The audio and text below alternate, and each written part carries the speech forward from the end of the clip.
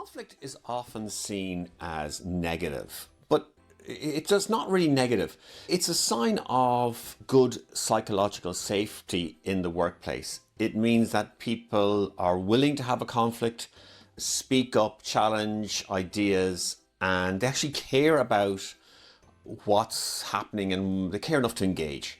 So we have here Thomas-Kilmann's sort of view of conflict. He puts it into 5 areas. You can do an assessment of this as a Thomas-Kilmann assessment. I'm not sure if it's copyrighted or not, but there are some out there on the internet.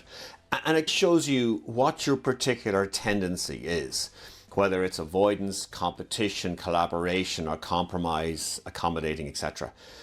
It's not that you do that all the time, but you might have a tendency to go in one particular area than the other.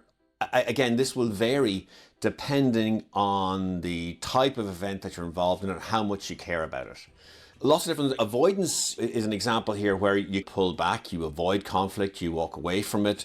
Again, it can be a good tool sometimes, but long term it may not be useful. Accommodating is when you let the other person have their way. And like avoidance, you're not adding an awful lot of value to the organization or the initiative that we're looking at. Competing is when somebody tries to railroad their way through.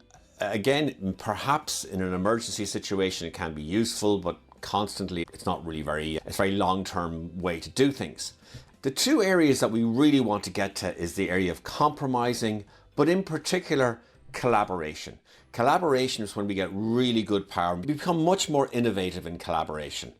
Compromise is when I win some areas, you win some areas. So we come to an agreement between the 2 of us that, yeah, you take on some of my ideas, I'll take on some of your ideas. But collaboration is the really powerful areas. It takes time to work together in a collaborative environment. That means where we both win. We come up with an innovative solution using tools like design thinking, co-creation, to work together to come up with a solution where we both win.